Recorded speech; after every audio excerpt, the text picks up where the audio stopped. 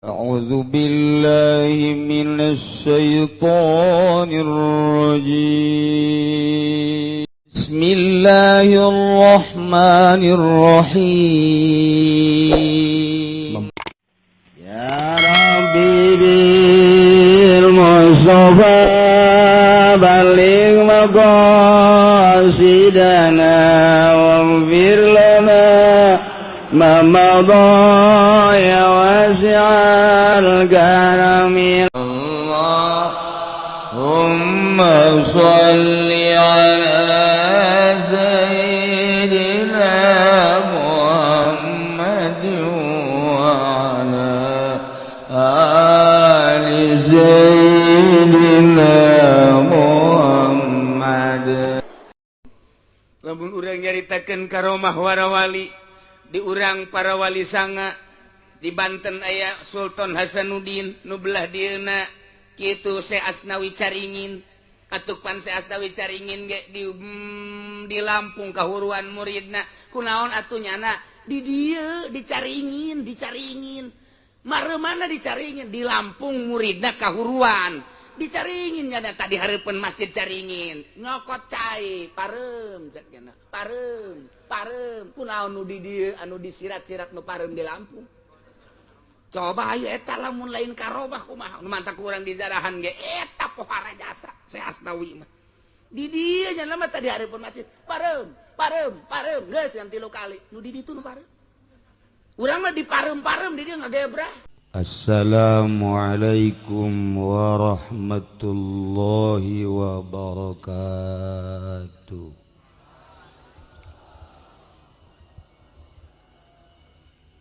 Alhamdulillah, salatu wassalamu ala rasulillah Muhammad ibn Abdillah wa ala alihi wa sahbihi wa mawala amma ba'du. Faqala Allah ta'ala fil Qur'anil Karim wa huwa asdaqul qailin. Bismillahirrahmanirrahim. Wa dzakir fa inna dzikra tanfa'ul mu'minin.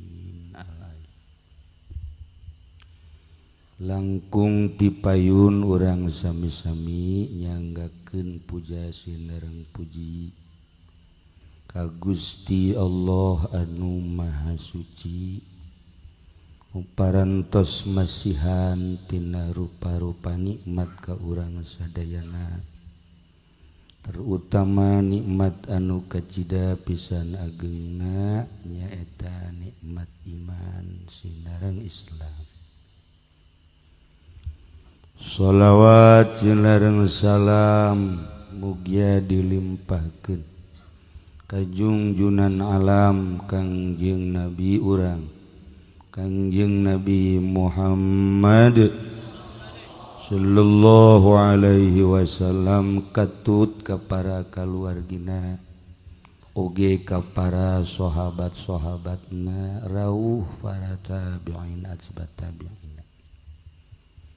al-mukarramun para alimil ulama para asatid para rekan-rekan seperjuangan waktu di dieu khususna umumna para rekan saantero para tokoh masyarakat para santri wabil khusus pisan keluarga almarhum al-maghfurlah nu dina kasempatan ieu alhamdulillah almarhum al-maghfurlah ngundang urang tina undangan almarhum tergerak hate urang ku bersihna meureun almarhum al-maghfurlah jelema harayang ngadaruakeun kirim zikir cacak-cacak nu paehna Haji Pendi meureun dititahan ge jelema rembung lantaran di jero hatena karunggoni malulu sakadar nyaritakeun perbedaan loba tapi guru ge di Tasik, Garut, Bandung, Sukabumi, Serang, Pandeglang, tapi kadang-kadang geus diberenya hoge loba awaik loba gangguan-gangguanana. Ye hiji ciri urang boro-boro keur hirup geus maot ge rindu. Karinduan ieulah anu hese dijabarkeun, hese dicaritakeun. Lantaran di mana bae urang aya selalu kabayang almarhum almaghfurlah. Tanda meureun sakumaha tadi kabersihan hatena. Para jamaah kaum muslimin wal muslimat rahimakumullah, nyaritakeun sebuah pondok pesantren berarti nyaritakeun sebuah pendidikan anu dikelola ku para kiai kerena meureun ulama anu ngarajina ngaranna santri, intina berjuang neruskeun lalakon Kangjeng Nabi Muhammad sallallahu alaihi wasallam dengan julukan al ulama'u warasatul anbiya. Lamun ulama warasatul anbiya berarti kiai-kiai nu aya di dieu teh ahli waris Kangjeng. Tapi lamun urang disebut ahli waris bunga sugan we di akhirat teh urang aya tirkah. Geus amin we Ki Nurjaya nyaho bener nyaho teh. Maksudna beneran jadi ahli warisna apa henteu? Sebab Kangjeng Nabi mah ngembangkeun syariat anu tumpuanana wahyu Al-Qur'anul Karim. Anu harita kazoliman bangsa munkarat kafir musyrikin anu ku Kangjeng Nabi dibabad habis, kelenteng gereja ku Kangjeng Nabi dirubuh-rubuhkeun. Ialah perintahan Allah melalui Al-Quranul Karim. Teruskan ku para sahabat, para tabi'in, atbat tabi'in, datang ke tahun 2018 ulama warasatul anbiya model Ki Nurjaya ngadirikeun gereja. Tanda tangannya na jeung Ki Jamal. Teu beres Ki Jamal. Lumayan lah malnya. Yang sambeli Fortuner pontonereun eta si gara-gara nama jeung Ki Fudoli. Hancur jai. Atuh mana warasatul anbiya. Lamun Kangjeng Nabi ngalempeng-lempeng di zaman harita ulah aya nu belok-belok sehingga naon bae musyrikin nyeun gerakan teu akur jeung Al-Qur'an babad habis. Teu akur jeung Al-Qur'an rindes tarohanana nyawa perang berjuang Kangjeng Nabi melalui perang salila hirup Kangjeng Nabi teh lain leha-leha.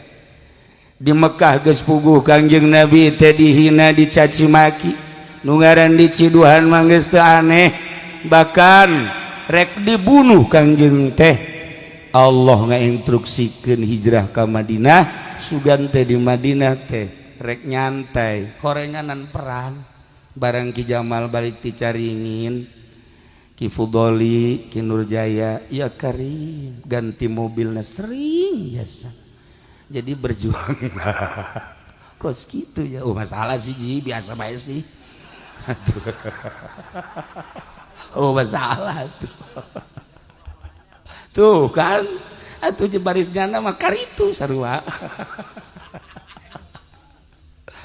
Para jamaah kaum muslimin wal muslimat rahimakumullah, kebenaran orang hirup di Indonesia anu karuhun-karuhun urang baheula teh diseret, karuhun urang teh dibunuh, carita murtil, carita hijrah, carita disiksa ku Belanda masih terngiang-ngiang diceli urang teh.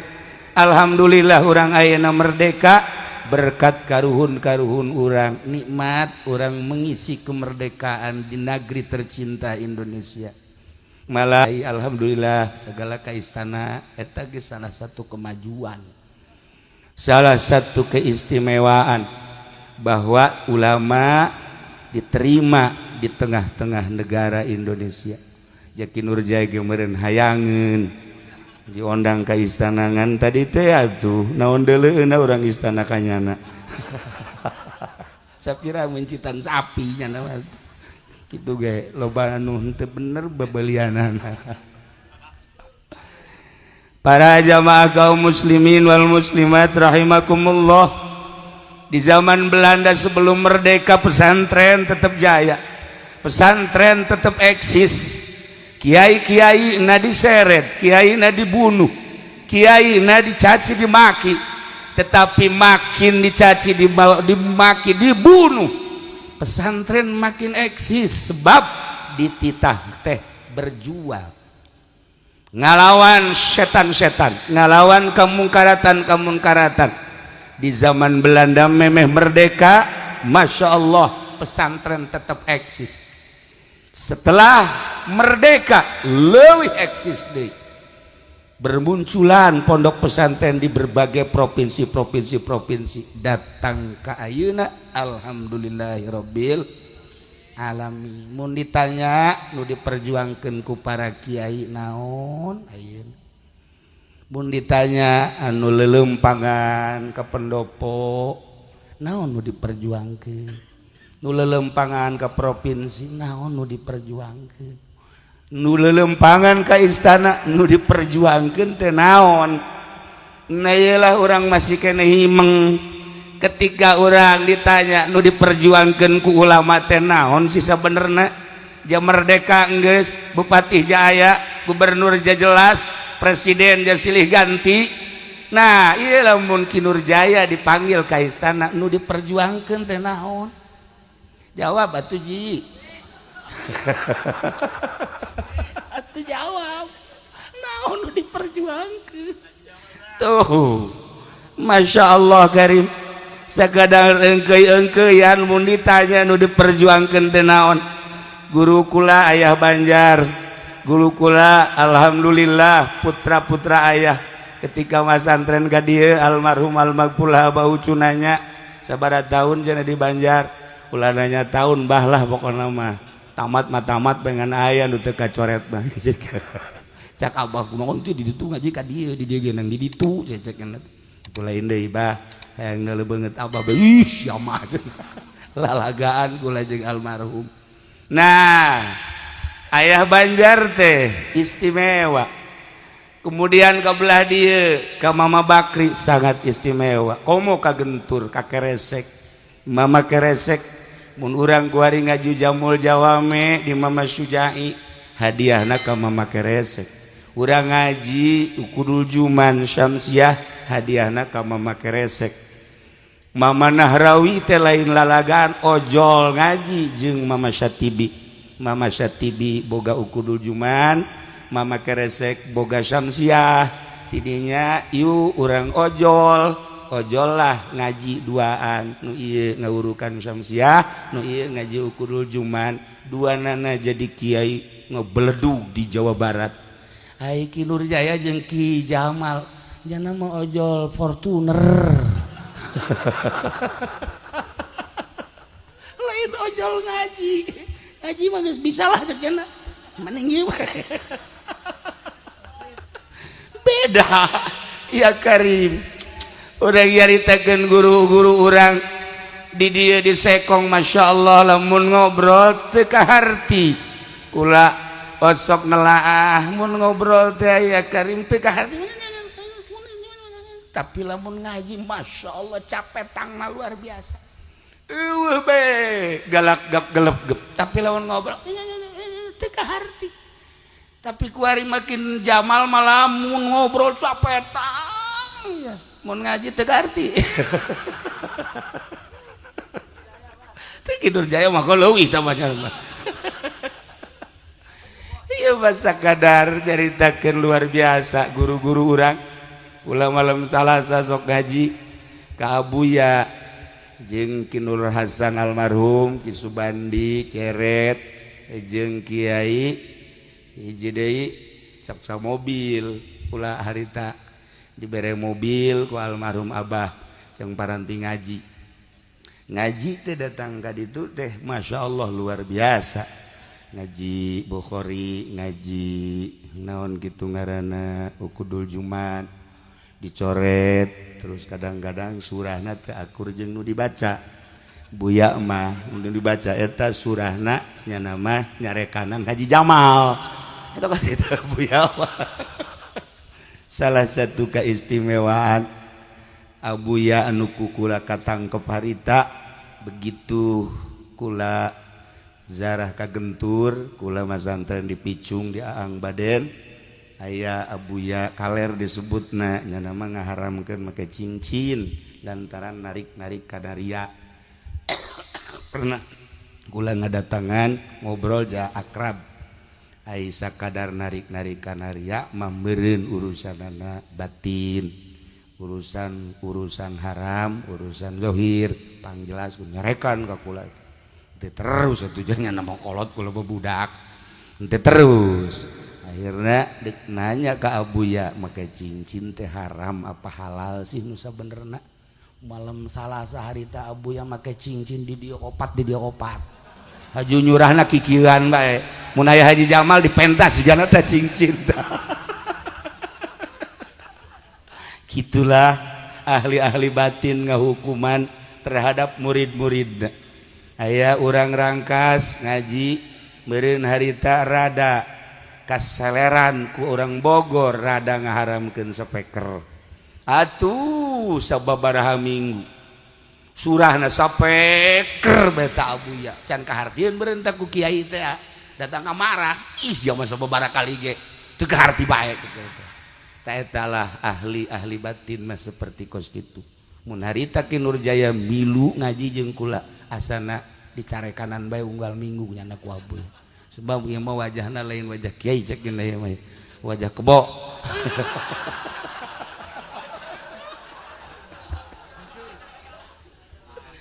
gitulah guru-guru urang kadieulah alhamdulillah sangat piawai kula sering lalagaan jeung almarhum sering heureuyan jeung almarhum lantaran meureun ngarasa bahwa kula pernah di Banjar kemudian almarhum atuh jeung Abah sangat erat akrab anu luar biasa katawaduanana nu pohara akhirna sanajan kula kitu non budak tapi diajak lalagaan baik terkenanglah di hate ngaguru sanajan sakedeung pinuh ku katawaduan kapiawayan anu luar biasa nah iyalah hasil daripada kapiawayan katawaduan almarhum almaghfurlah jelema santri-santri terutama selalu rindu ka anjeunna jang kaca mata urang.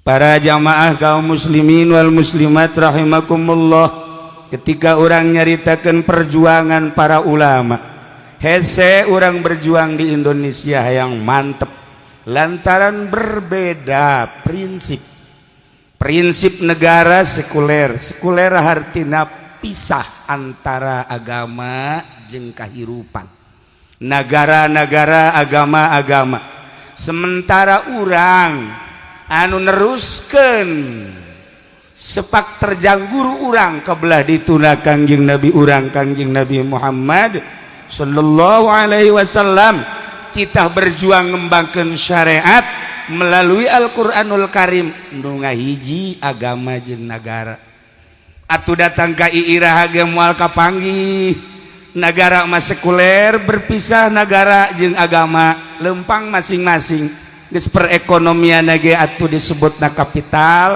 kapitalis liberal lantaran metode meunang nyieun manusia kumaha ngeunahna manusia perekonomian kumaha ngeunahna manusia anu dihitung dengan sakadar untung rugi hungkul kabelah dina negara sekuler terpisah agama jeung negara sementara urang anu diaji ku urang timimiti sapina datang ka takrib Riyad Fathul Muin Fathul Adam lain sebagainya ieu adalah syariat mutlak menang ti Al-Qur'anul Karim ngahiji agama jeung negara datang ka iraha deuk akur aja moal kajen ku kumaha geus bantak sakumaha tadi guru-guru urang lain teu paham ngan sanggeusna paham horenganan moal ungkulan daripada urang haju hihiberan teu paruguh mendingan cara ricing we khusus ubudiah we ka Gusti Allah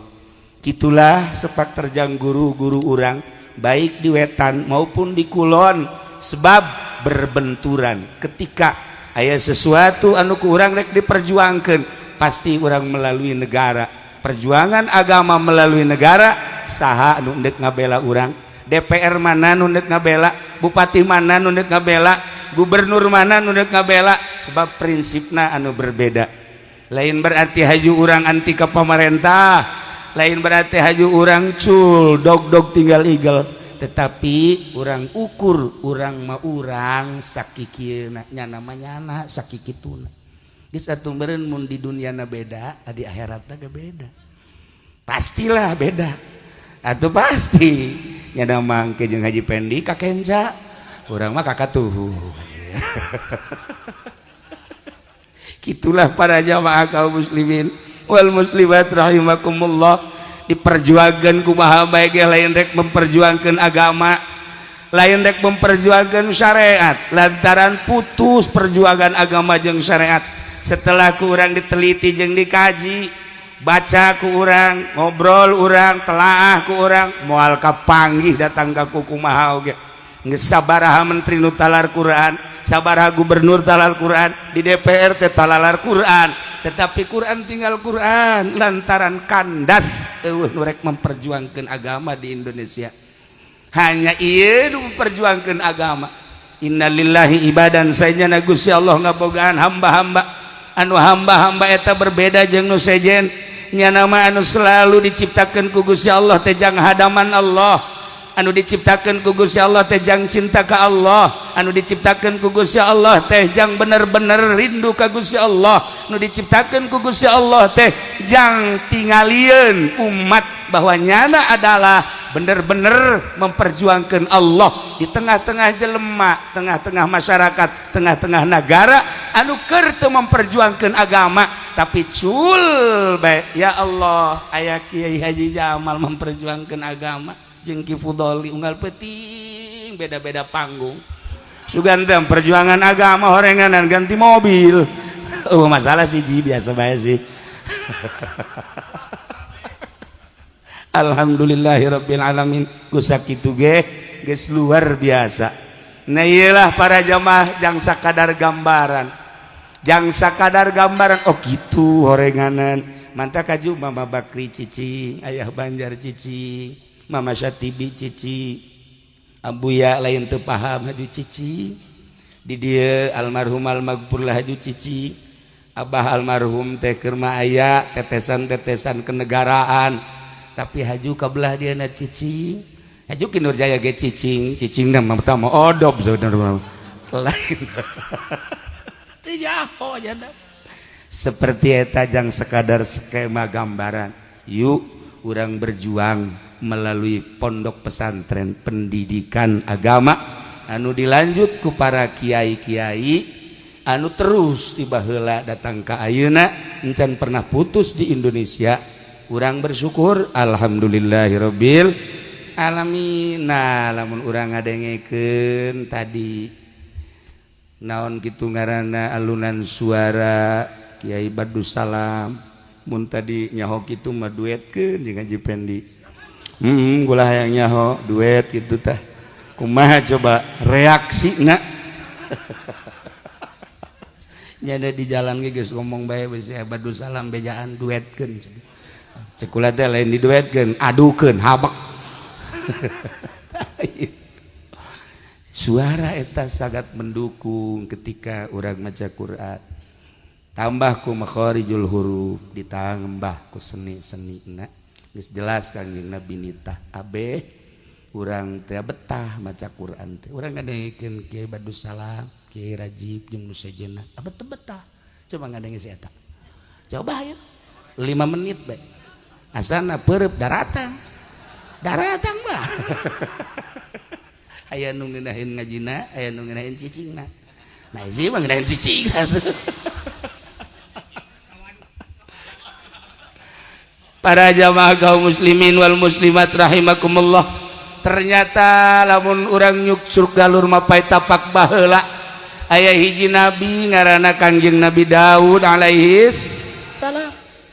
Kangjeng Nabi Daud teh diciptakeun ku Gusti Allah Masya Allah belasan tahun keneh geus berjuang ngalawan Raja Namrud perang nabi eueuh nu teu perang kobe perang kitulah perjuangan agama.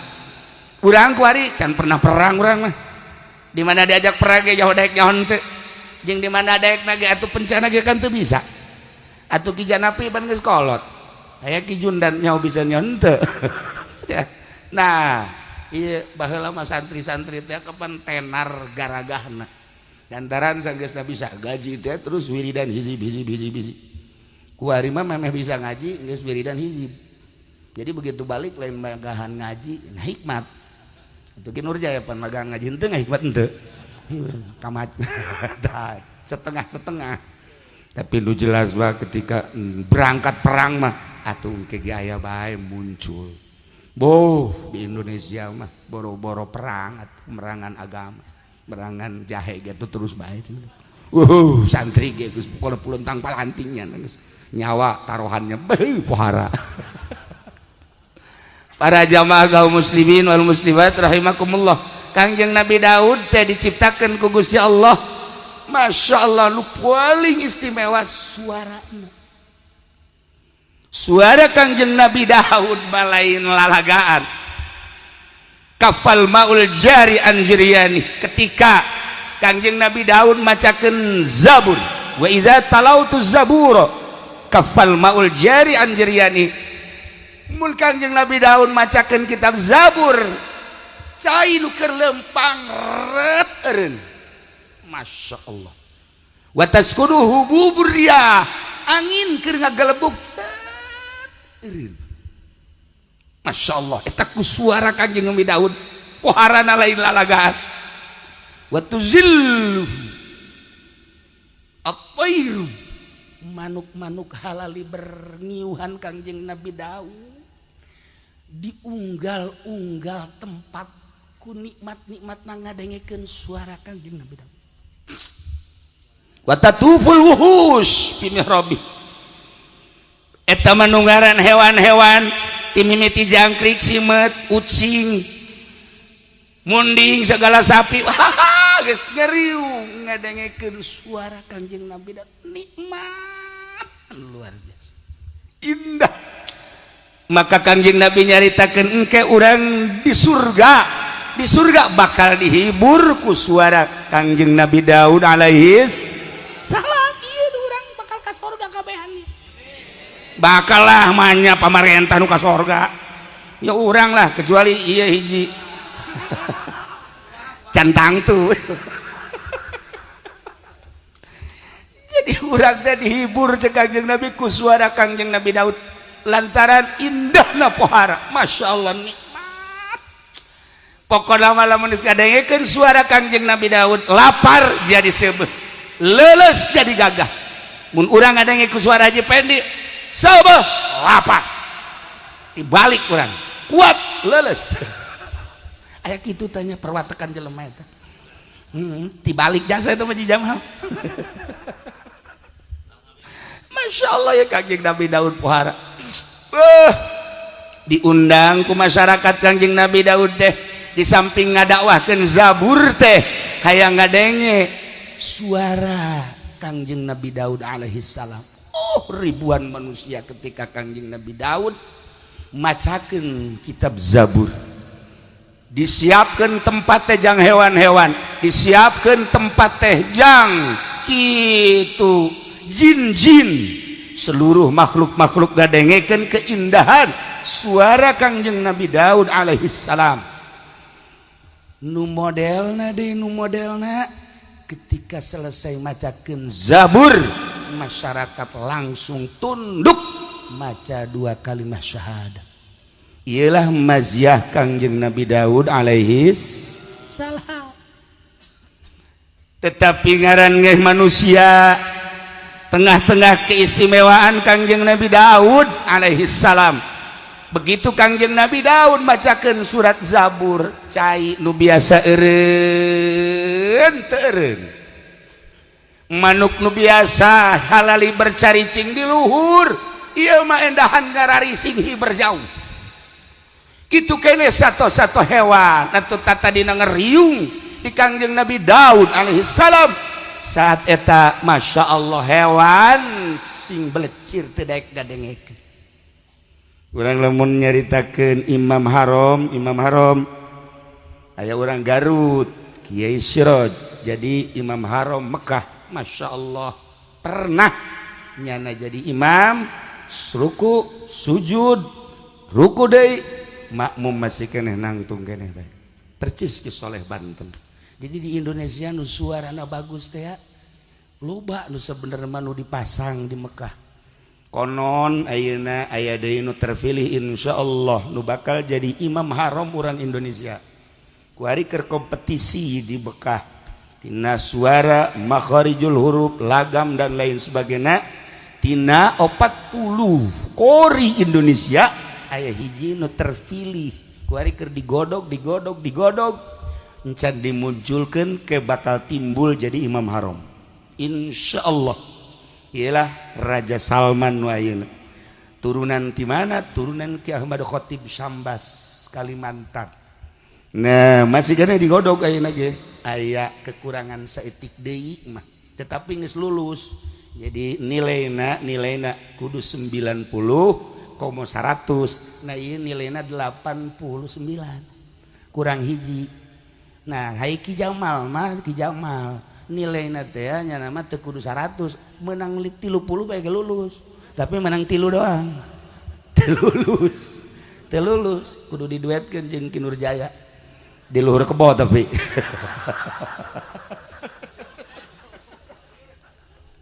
Ya Allah ya Rabb. Aya beta keistimewaan urang Indonesia insyaallah. Nah, Kangjeng Nabi Daud ngahulang aya naon ieu cek Kangjeng Nabi Daud. Suara-suara ieu keneh jelemana aing keneh. Haju diangkat Nabi ku Gusti, diangkat Rasul ku Gusti. Kunaon ieu jadi kieu? Bacakeun deui ku Kangjeng Nabi Daud, masya Allah. Nu kamari mah cai teh sakadar teu eureun, kuari mah kenceng. Teu daekeun gadengekeun, manuk kitu keneh. Satu hewan sing belecir teu daekeun gadengekeun. Ajib. Heran Kangjeng Nabi Daud. Saminggu manahanana tadarru ka Gusti Allah, tahazzun wa tahassur. Ya Allah ya Rabb, aya naon ieu teh? Terus Kangjeng Nabi Daud macakeun deui. Lain makin mantap, tetapi makin ditaringgalkeun. Jelema geus teu darekeun ngadengekeun nu tatadina diondang nyana ku masyarakat. Ku ari mah geus eueuh nu ngondang. Nu tatadina ketika nyana macakeun masyarakat, ya Allah. Ngeunaheunana ari mah Daud jeudeuh maca Zabur mah baca bae kula balik heula ceuk. Percis ku saji pede mah maca. Nyana pernah terjadi mah maca nu boga imahna ge indit. Atuh pan. Parah aja sampean tah. Biasana mah kan mustame doang nu indit, ieu nu boga imahna ge indit. Geus teu ngurusan tah mah geus teu ngurusan. Parah. Nah, aya naon nu terjadi? Akhirna badahanana ceurik ka Gusti Allah. Cerik terus ka Gusti Allah Kangjeng Nabi Daud alaihissalam. Suara ieu keneh, jelemana ieu keneh, zaburna ieu keneh. Dibaca seperti kitu tetapi kok berbeda. Atarhamu ya Rabb, apakah Gusti henteu nyaah teu welas pangeran? Cek Kangjeng Nabi kasrota bukai loba ceurik abdi. Nying ceurikan kunaon jeung kunaon. Bertanya-tanya Kangjeng Nabi Daud teh, tapi can dijawab bae ku Gusti Allah teh. nanya deui ka Gusti Allah can dijawab, nanya deui ketika Gusti Allah ngajawab, hei Daud, boro-boro pangkat maneh aing nyiptakeun Adam di sorga, manusia nu pertama ku aing diistimewakeun sagala rupa sorga jang Adam.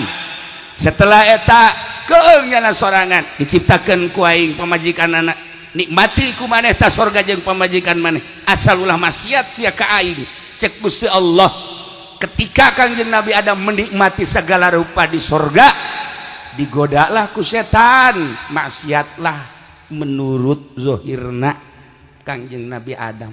Kangjeng Nabi Adam dikutuk ku Gusti Allah, turun sia Adam, keluar sia ti sorga Adam, bawa pamajikan sia ulah mawa sahlaipun pakaian sorga lain milik maneh, mahkota-mahkota sorga tenden di sorga, maneh turun ke Adam sataranjang sebab maneh geus teu nurut ka aing. Cak Gusti Allah, turunlah Kangjeng Nabi Adam, tah Daud Adam nu sakitu istimewana turun atuh komo sia.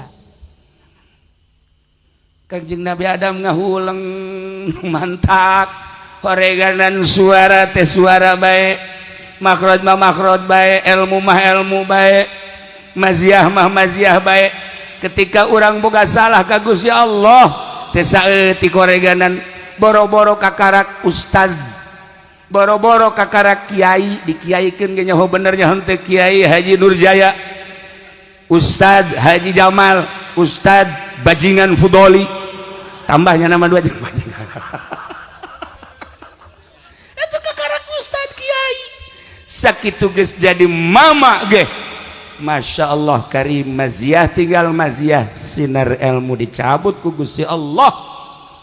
Eueuhna naonan sakumaha tadi majelis sakitu gedena, pasantren sakitu agrengna, tetapi maziah dicabut ku Gusti Allah percis kos dicabutna maziah suara nu aya di Kangjeng Nabi Daud alaihi salam.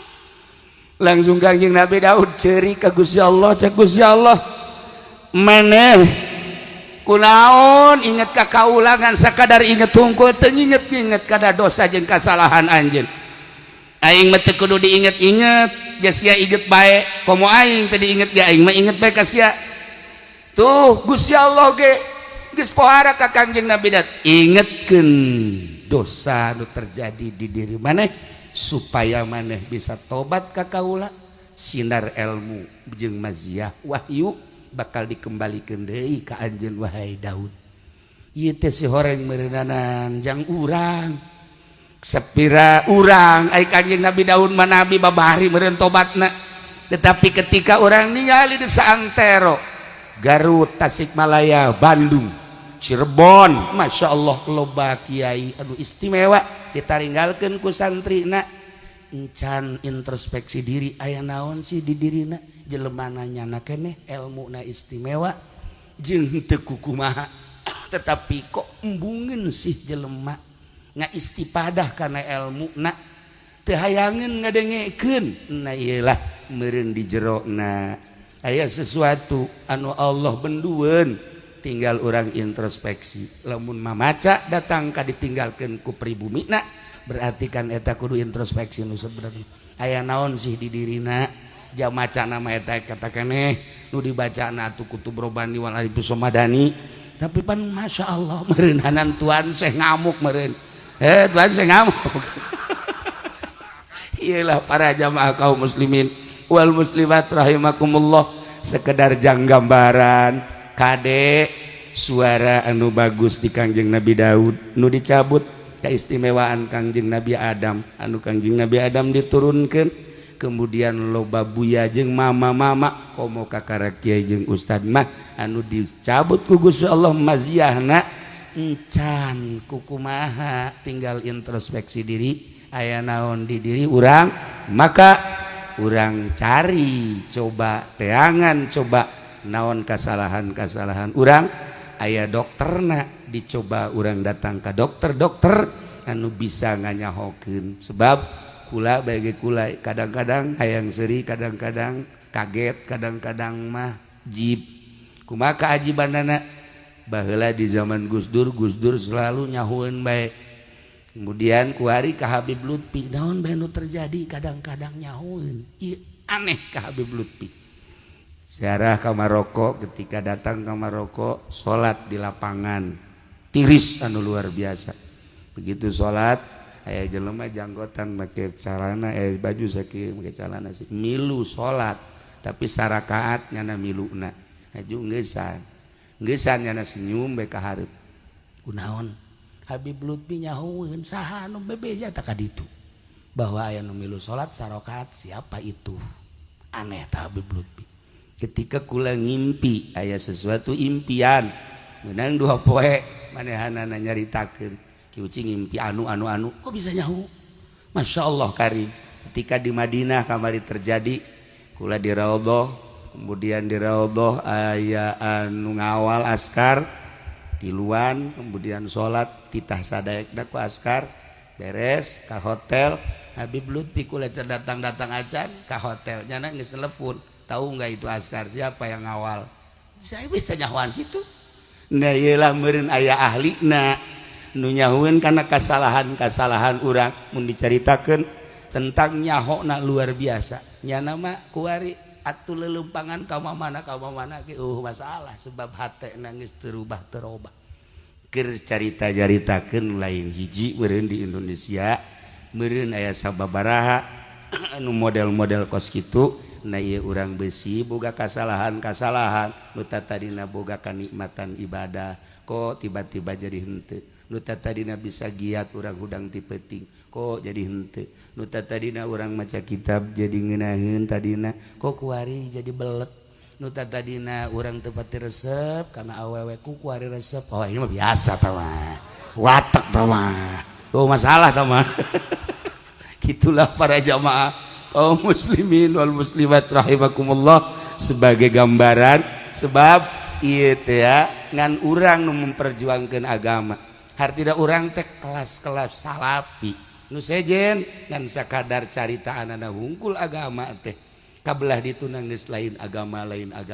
Sakumaha skemana tadi gambaran kekandasan berjuang di Indonesia lantaran berbeda prinsip antara urang anu nyekelan salafi nu bener-bener urang memurnikeun syariat Al-Qur'anul Karim. Lalagaan ge lah lumayan gitu ke jamalnya kitu urang lalagaan we heulanan tapi lumayan urang aya di koridor eta dibanding jeung batur nu geus ngalengkahna luar daripada koridor eta. Tinggal urang diperbaiki besi aya kekurangan kejanggalan lain berarti haju urang silih tujah, urang silih beresan, silih rapihan, silih nasehatan, abeh urang mararaju kabehan sebab iyalah urang anu nyekelan syariat, iyalah urang nu memperjuangkeun syariat di Sabang sampai Merauke salapi luar biasa. Mun kukula dijabarkeun kiai-kiai anu ceramah di Jawa Timur, ceramah di Jawa Tengah, kiai ceramah anu di Jawa Barat, kiai ka salapi anu sebagian geus eueuh, sebagian masih aya keneh. Nah ieu perjuanganna anu luar biasa jeung menarik nu sabenerna mah. Nah lamun diperbandingkeun perjuangan jeung kejahatan urang kuari inggis. Lantaran kainggisanana urang kan kuari keur dijajah. Lamun baheula dijajah melalui senjata, kuari dijajah urang melalui politik. Urang kuari geus teu bisa kukumaha lantaran politik urang dijajah ku kafir, ekonomi urang dijajah, budaya urang dijajah. Geus nyana berhasil menjajah urang di bidang ekonomi, bidang politik, bidang hukum, bidang budaya. Urang makan jalan di tempat. Sementara birokrasi terus kumanehana diopenan, ganti presiden, ganti menteri, ganti presiden, nyana makin menjadi penjajahanana. Urang terlena jeung teu nyaho geus datang ka mana perjuangan nyana menjajah urang perjuangan urang geus datang ka mana urang kan teu nyaho. Lanjutan nyaritakeun keistimewaan Kangjeng Nabi Isa alaihi mual di pangeran-pangeran ku Kristen Katolik jeung Protestan lamun Kangjeng Nabi Isa tengah bogaan keistimewaan sangat menonjol. Dianggap keistimewaan Kangjeng Nabi Isa eta adalah merupakan gegehan Gusti. Cek umat-umat Kristen ai Isa namah emang manusia da dilahirkeun ngan pangeran nyurup ka Kangjeng Nabi Musa, Kangjeng Nabi Isa. Tadeuy pangeran. Surap-surup teu puguh. Sakumaha hajin. Dijelaskeun di zaman Kangjeng Nabi Isa teh ku kaum Hawariyun. Isa mah lain pangeran, manusia biasa. Nabi diangkat jadi rasul. Diberelah mukjizat nu kamari dicaritakeun mukjizat sakitu luar biasana.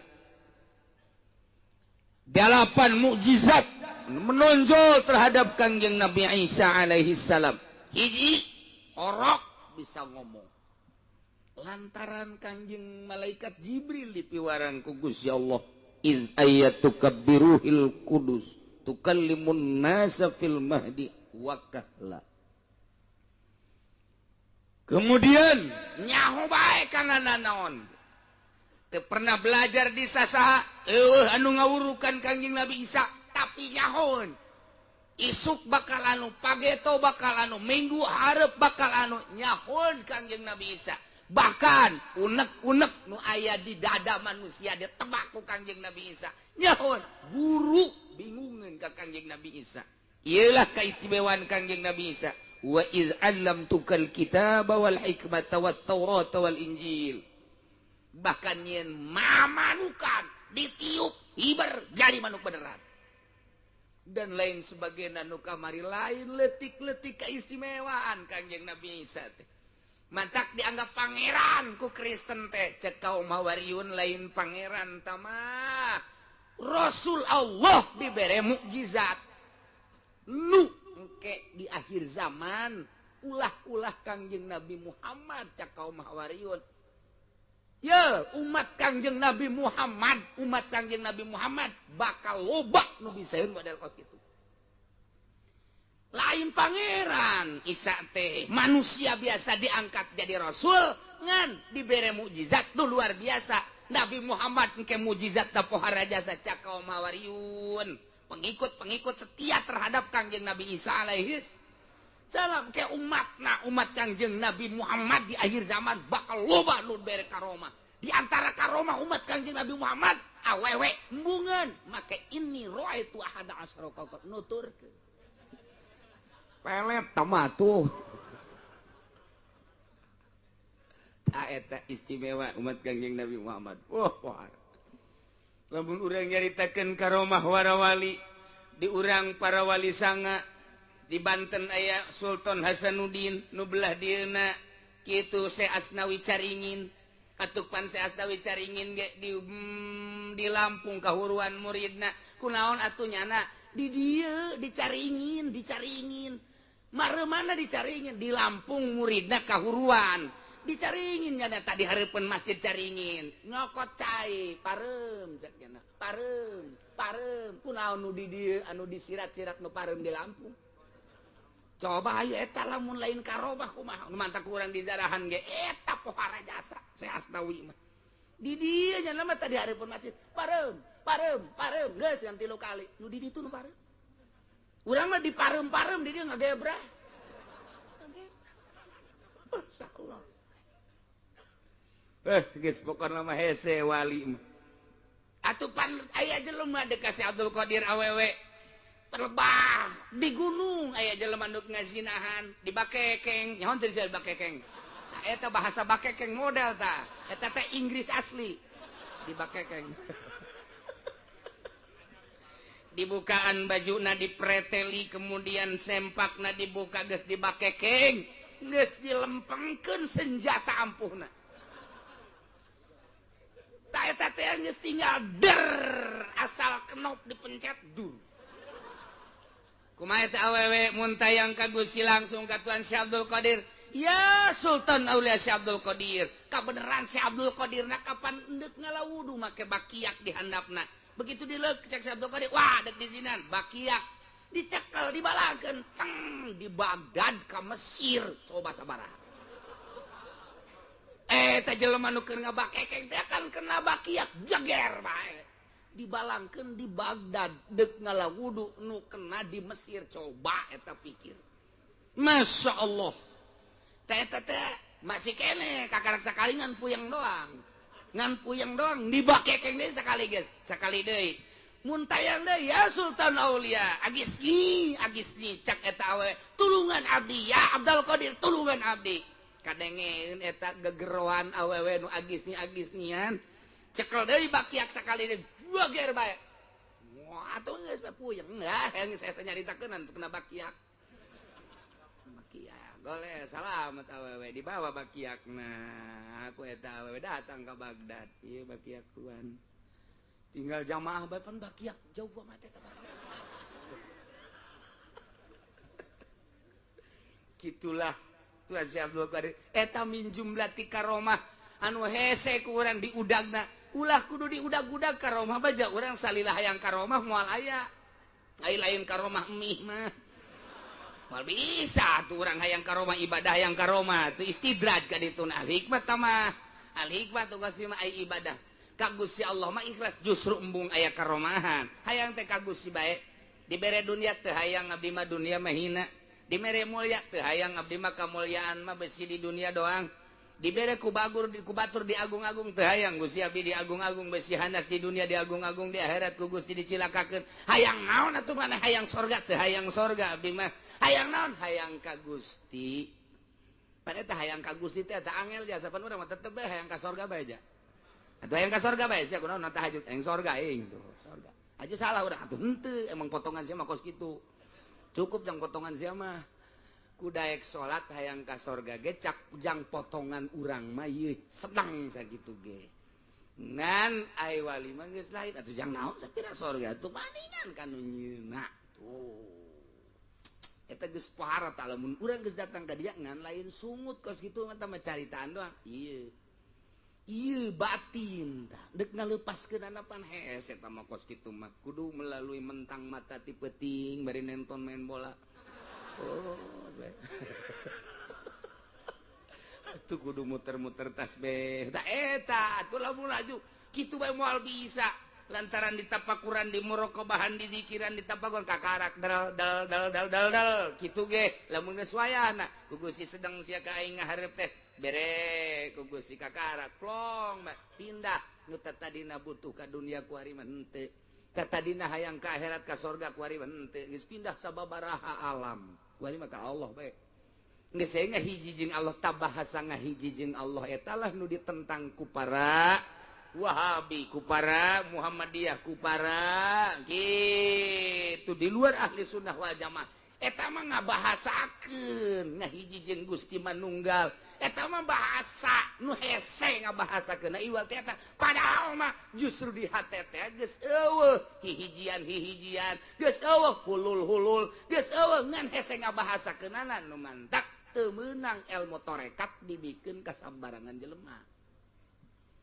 pembahasanana beki luhur beki mantep kadituna mun teu ngaji heula teu ngaji tauhid sasar sebab ngabahasakeun anak ngahiji jeung Allah oh berarti Allah aya di nyana tah cekel Gusti nyana nyekel Allah sia eta sasar bahasa kitu mentak Syekh Siti Jenar dibunuh bae Kiai Halaj dibunuh bae naon sebabna nyana ngomongkeun Allah teh kula anallah kula Allah bunuh baik padahal teu salah di akhirat pangheulana ka surga cek Syekh Abdul Qadir lamun kula sazaman jeung Ki Halaj kula nu bakal kitu naon ngaran nyalametkeun Ki Halaj teu salah teu naon ngan salah soteh bahasana kadenge kudu bodoh atuh nu pinter mah kitu bae terus lamun urang terus be ibadah ka Gusti makin mantep makin deket Allah makin deket Allah asa aya Allah aja ditanya, Aisyah asa aya Allah di mana? Di dia jagana saya. Oh berarti dinya aya Allah. Itu kan sasar. Pan Allah mah bi ghairi makanin. Eueuh tempat sugan dihareup ditukar digigir diluhur dihandap ayeuna nyebutkeun di dia ya Allah atuh urang ge lamun geus aja tauhid hate asa aya we di Allah teh di dieu tah eta teh kos kitu terus makin mantep tah Muhammadiyah geus pesimis ti heula bae mantep nu jadi wali lain wali nikah mah teu nyaho nya namakan ngeunahan ibadah moal bisa mana aya nu teu ancup kadinya nikmat ibadah moal aya tuh iyalah kaum Hawariyin ngajelaskeun wahai manusia Isa lain pangeran Isa lain Tuhan Isa mah nabi diangkat jadi rasul dibere karomah tekadkeun ku maneh Nabi Isa nabi rasul lain pangeran geus jelas kaum Hawariyun ngajelaskeun jelema nu luhur keyakinanna kaum Hawariyun teh pembela terhadap Kangjeng Nabi Isa alaihis pengikut setia ke mana bae di mana bae nyanalah nu ngahadang kemunkaratan lantaran geus belah dua manusia teh nu hiji mangerankeun ka Kangjeng Nabi Isa nu hiji ngarasulkeun penuh ka Kangjeng Nabi Isa encan ye di luar Hawariyun mangerankeun ka Kangjeng Nabi Isa encan ngan arah kana mangerankeun geus aya arah kana nuhankeun ka Kangjeng Nabi Isa geus aya encan lantaran dinobatkeun jadi pangeran teh sanggeusna diangkat ka luhur langit ngan keur can diangkat ka luhur langit nage geus luar biasa Kangjeng Nabi Isa teh wah geus disembah-sembah geus dikieu-kieu asal aya Kangjeng Nabi Isa geus dikieu-kieu malah Kangjeng Nabi Isa teh dicoba ku umat-umatna hayang anu coba Isa itu gerokeun kotok tuh kade digerokeun kotok kade di kotok nuturkeun coba pencit Isa pencit coba goreng digoreng coba dahar ada atuh babarengan dahar mah dahar coba hudangkeun deui gom ya kotok hudang di inilah hudang deui kongkorongok berangkat Isa pohara jasa atuh leumun urang bisa kos kitu atuh mencitan kotok bae urang sugezeuk mencit kotok goreng jeung keluarga gom di inilah hudang deui isuk pencitnya mal beak-beak hiji ge asana teh urang mah geus ngaco bae sih ngaco urang mah mun bisa kos kitu teh malah deuk dibisniskeun Kangjeng Nabi teh mujizatna bisa ngocor cai tina ramu jelema 700 Kangjeng Nabi na kieu bae Allah nu nginum nu mandi nu mawa pohara jasa timbul di benak hati urang mun aing bisa kitu asana geus aing mah dibisniskeun ka unggal kontrakan ku aing moal diberes ya mah niatna ge kos kitu moal bisa si Abdul Qadir mah bisa kakalayangan hiber timbul di jero hate aing mun bisa hiber mantep deuk ka mana aing hayang ka Bali ialah kaum Hawariyun pecinta Kangjeng Nabi Isa cek kaum Hawariyun Isa kami ieu ngabela anjeun luar biasa eueuh deui Rasul nu diimankeun iwal ti anjeun ngan kami boga pamenta ka anjeun aya naon cek Kangjeng Nabi Isa idh qala al-hawariyuna ya Isa ibn Maryam ingat anjeun Muhammad engke di akhirat bakal dibuktikeun pertanyaan-pertanyaan Gusti Allah terhadap para rasul setelah dikumpulkan para rasul teh ta ieu teh engke cek sakaul mah ieu mah mun koti jeung ayat anu awal ieu mah geus we nyaritakeun kaistimewaan Kangjeng Nabi Isa kumaha emang pengikut Kangjeng Nabi Isa disebut kaum Hawariyun nyarita ka Kangjeng Nabi Isa bin Maryam kieu ngomongna he Isa hal yastati'u rabbuk apakah mampuhun pangeran anjeun bisaeun migawe pangeran anjeun kawasaeun atawa henteu pangeran anjeun kawasaeun naon cek Kangjeng Nabi Isa ayu nazil alaina ma'idatam minas sama pangeran supaya nurunkeun hidangan ti luhur langit coba eta kami deka rumpul kabehan ribuan manusia yang nyaksikan coba anjen ngadoa minta ka pangeran mampu henteu eta pangeran teh supaya nurunkeun hidangan ti langit kahandap ke ku kami bisa kadeuleu ku kabehan. Wih eta permintaan lain lalagaan. Ku haramat eta menta kaum Kangjeng Nabi Isa, pengikut Kangjeng Nabi Isa, pengikut setia nusok disebut kaum Hawariyun, minta ka Kangjeng Nabi Isa, hei Isa, coba turunkan di langit hidangan kami supaya neuleuh. Masya Allah. Mendek jadi rasul teh berat, kitu keneh jadi wali, emang kumaha gitu. Teu meunang salah, kitu keneh jadi ulama teu meunang salah.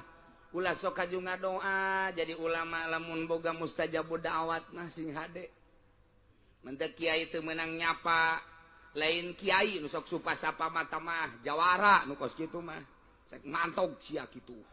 Bener bae anak mantog jak aing ge. Sia teu nurut ka aing, paling mah boga telu. Jawara tah mah kiai baula. Jelema di Ciduhan, kiai di Ciduhan. Alhamdulillah, mudah-mudahan eta budak nu di Ciduhan panjang umurna. Kitu kuduna kiai mah. Aya nu nakol ceger ka huluna. Alhamdulillah, sakieu ge aing mah henteu paeh ditakol ku sia nuhun geus. Teu masalah jadi ngeunaheun. Ieu mah tuh kiai kekarek di Ciduhan goblok sia. Boga sabar letter sia Ciduh. Ayo ngadu Ciduh jeung aing sia. Itu lain kiai atuh kos kitu mah kiai mah kudu cicing keur dicoba ku Allah diomongkeun dijauhan ku muridna ke deukeut deui engke dibere engke dipenta eta kiai ngaranna engke diagung-agung engke dicaci maki dipenta datang ka kumaha kategeran jiwa jeung katauhidan eta kiai nya henteu cek Allah sia ka aing ketika sia diagung-agung tah pangagung teh ti saha teh kan sia. Ketika sia dicaci maki cercaan teh ti saha eta. Lamun asa ti manusia, geus sakitu tah sia boga manzilah, boga derajat teh moal naik. Tapi lamun dek diagung-agung, pangagung teh da lain ti sasaha ti Gusti mun ku Gusti teh diagung-agung mah da moal ngagungkeun. Sanesnu abdi nu Gusti, hiji mangsa dicaci maki. Caci maki jeung cercaan teh lain ti manusia. Hakikat mah ti Gusti nyanggakeun deuk diagungkeun, deuk dicaci maki abdi mah dadek ka Gusti bae. Oh, hamba ai. Naik ya. Naik. Ka mana? Ka tanggal kalapa? Tuh. Jadi lamun can dicoba can bisa tuh. Ketika dar diberean, tah sia diberean ku murid sia teh eta tekad sia ti mana? Ti Gusti sanes ti murid. Eta nyada datang eta mah alat Gusti pikeun ngadatangkeun ka abdi nyanggakeun ka Gusti. Isuk pageto aya nu menta. Hah sia sata ti Gusti sarua bae. Dibere teh Gusti ya. Teu turun darajat sia. Ese nek jadi wali teh urang mah ngadengnya bisa kakalayangan hiber, bisa mustajabud da'wat, jelema cara lager. Eta teh ya kos kitu mata mah embohna nyanana mah embungeun. Ketika dicobana pahit anu luar biasa. Pahit. Kama kapahitanana dicarekan ku pamajikanana boro-boro nyandung jeung usejen pugu nya nyarekan bae. Ku Sidina Umar teh hutet kapan lamun di medan laga mah musuh teh ginjir boro-boro musuh setan umpat ka Sidina Umar. Tapi di imana dicarekan ku pamajikanana kumis tinggal kumis. Kumis teh gede pan Sidina Umar dicarekan bae. Buktina ya sahabat datang dek keluhan pemajikan aing dicarekan bae lah aing dek bebeja ka Sidina Umar. Pas datang kalawang Sidina Umar keur dijerot can kaluar cicing bae didegekeun keur dicarekan ku pemajikanna. Teu ngalawan Sidina Umar teu ngalawan. Cak sahabat aing dek bebeja dicarekan ka nyana geja sarua. Aing balik bae cak nyana. Balik aing ge. Sarua jeung aing nasibna. Balik begitu kuluyur kadeuleun ku Sidina. Kade. Geus lila mana? Geus. Aya naon? Lah teu kudu caritakeun akur naon kitu. Ampura Amirul Mukminin kula datang ka dieu jauh-jauh maksudna dek bebeja naon? Bebeja baba pemajikan guring jasa akhlakna. Maksudna, isuk nyarekan, sore nyarekan, brak datang ka dieu tuan keur dicarekan. Atuh sama asib. Atuh kula mending balik. Hoy kade. kula lain teu bisa ngalawan musuh ge dibunuh ku aing cek Sayyidina Umar. Wah tuh setan ge sieun bejana ka aing atuh komo pamajikan ngan pan pamajikan teh mang nyeusekeun nu kudu nama aing nu nyeuseuh. Pamajikan mang masakeun nu kudu nama pan aing baju-baju aing atuh kudu diseuseun aku tapi pan pamajikan mang nyeusekeun. Kemudian anak-anak nu urang pan eta kudu nama urang nu nyusuan pamajikan dibayar henteu. Kan urang mah lain nyusuan nyusu. Sayyidina Umar heuh eta inget ka dijana wah kajen teuing nyarekan mah lantaran loba hak-hak urang. Loba hak-hak nyana anu ku urang teu dipigawe. Oh kitu ja muhur. Datang ka imahna eta sahabat yang geus cicing bae carekan ku pamajikan. Datang ka di kitu-kitu ceulina cicing inget ka Sayyidina Umar we jangan inget gitu. Masya Allah tuh. Eta teh naon? Begitu Sayyidina Umar dicarekan, sakitun cicing we ronjak naik pangkatna. Carekan ku pamajikanana minggu hareupna deui, ronjak naik deui. Beuki nikmat salat teh cek Sayyidina Umar ku ngeunaheun biasa salat. Pernah nanyakeun ka Gusti, abdi Gusti nikmat amat ketika salat teh bae inget dengan ka Gusti dong. Di mana ibadah naon abdi? Oh, ilham turun. Umar, ibadah anjeun cicing bae ketika dicarekan ku pamajikan. Jadi maneh nemah jasa tan, mantap urang ge engke mah bebeja ka pamajikan. Carekan aing atuh. Atuh aya yang dicarekan mah ulah. Ulah tah mah geus nasib-nasib bae geus. Mantap hampir-hampir kiai mah kabeh nu luhur pangkatna pamajikanna garalak. Hampir nu luhur pangkatna pokona mah kula geus dijemputkeun saha-sahana nu kasaksian ku mata kula bae guru-guru kula di Bandungna di Garutna kemudian di Tangerangna pamajikanna garalak. Garak sungut maksudna. Tengah hiding aya sasaha tengah hiding sasaha nyarekan bae. Eta pamajikan aja urang sebagai murid na Bu, pan eta guru urang dicarekan ku pamajikanna. Kadele ku mata urang mah hina horeng keur diangkat darajat ku pangeran. Masya Allah. Mantap anu can kawin neangan anu sungutna kos kaleng rombeng.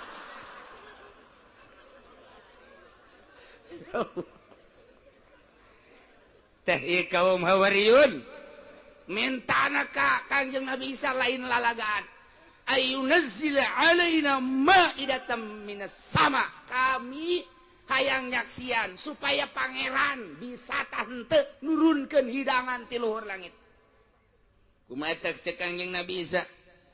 Qala taqullaha in kuntum mu'minin.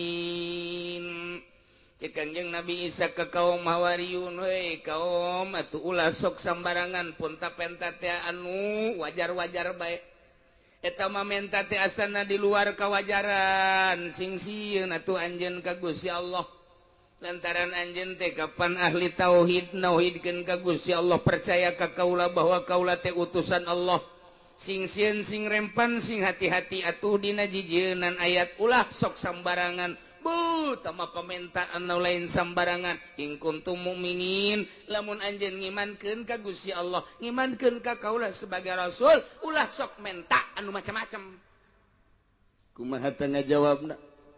Qalu nuridu an na'kula wa tatma'inna qulubuna.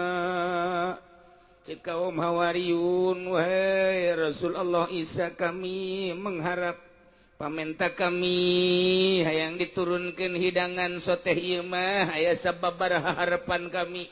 Hiji anak kula minha hayang dahar tina rampadan hidangan langsung ti luhur langit. Hayang ngarasakeun langsung tina mukjizat.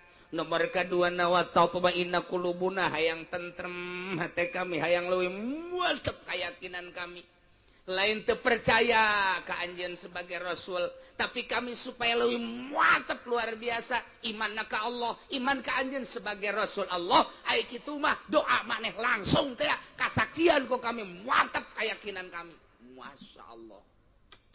Nomor ketiluna wa na'lama qad sadaqatana jeung kami nyaho berarti kana kabeneran anjeun Anjeun nyaritakeun bahwa anjeun teh diangkat jadi nabi, anjeun teh diangkat jadi rasul, tah lantaran geus gadeuleuk ku kami mujizatna, kami teh berarti henteu mang-mang deui ngabenerkeun ka anjeun selaku rasul.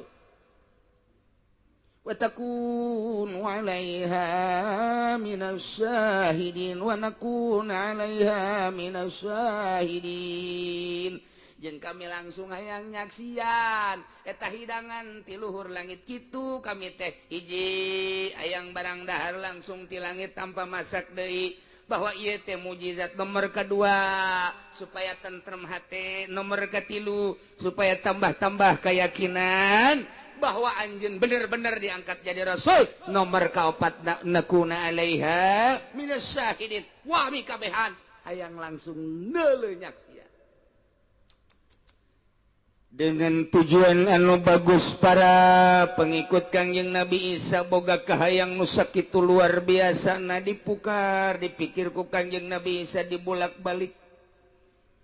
Kangjeng Nabi Isa teh mikir dibulak dibalik ieu teh lain kahayang nu leutik, tapi cek Kangjeng Nabi Isa teh lamun henteu ge jadi kabahayaan. Di samping eta deui motivasina tujuanana sakitu bagus, hayang tambah keyakinan jeung hayang tentrem, hayang mantep luar biasa di jero hatena. Lamun sakira-kira kaula teu ngadoa ka Gusti Allah asana nya ngolembar mentak dipaksakeun ku Kangjeng Nabi Isa, langsung Kangjeng Nabi Isa ngadoa ka Gusti Allah. Qala Isa bin Maryam Allahumma rabbana anzil alaina ma'idah. Kangjeng Nabi Isa langsung ngala wudu, mandi heula terus wudu, terus nganggo acuk anu putih nu rapih, bersolek heula Kangjeng Nabi Isa make sorban di luhurna, sanggeus make udang-udang kemudian make tiung, langsung munajat ka Gusti Allah Kangjeng Nabi Isa. Jadi dek munajat kitu heula Kangjeng Nabi Isa, mandi heula,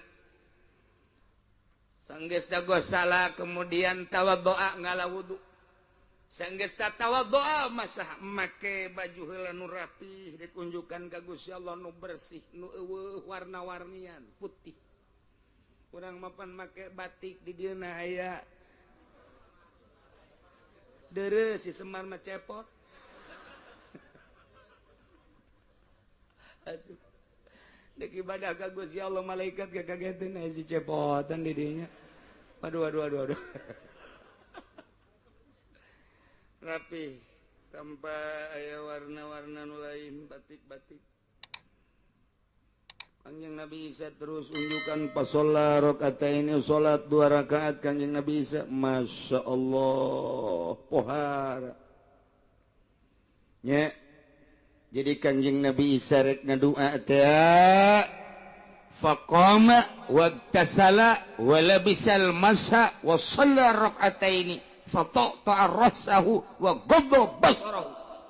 Mandi nangtung heula dek ngalaksanakeun kahayang para kaumna, kemudian mandi Kangjeng Nabi Isa tingalikeun ku kaumna, beres mandi bebersih nganggo acuk anu bersih luar biasa, salat rakaataini, salat 2 rakaat, beres salat tungkul Kangjeng Nabi Isa, sanggeus satungkul perem matana seakan-akan nu dideuleungan Gusti Allah hungkul, karak ngadoa doa Kangjeng Nabi Isa ieu, Allahumma he Allah Rabbana he pangeran abdi sadaya anzil alaina Gusti muga nurunkeun ka abdi sadaya maidatan minas sama, hidangan ti luhur langit, takunu lana aidan li awalina wa akhirina wa ayatan minka, anu hidangan tersebut teh ngajadikeun hari lebaran,